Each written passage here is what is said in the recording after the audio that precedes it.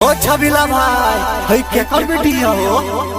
तू जानत नहीं खा मर दे ई बर घर के बेटी है, बहुत ओठतिया।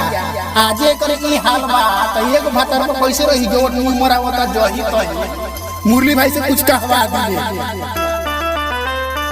प्रेजेंटेड बाय मां गौरी म्यूजिक। छौरी मौगी मुंह मराबे जही तही हो, एगो भतार पर बोला कैसे रही हो। छौरी मौगी मुंह मराबे जही तही हो, एगो भतार पर बोला कैसे रही हो।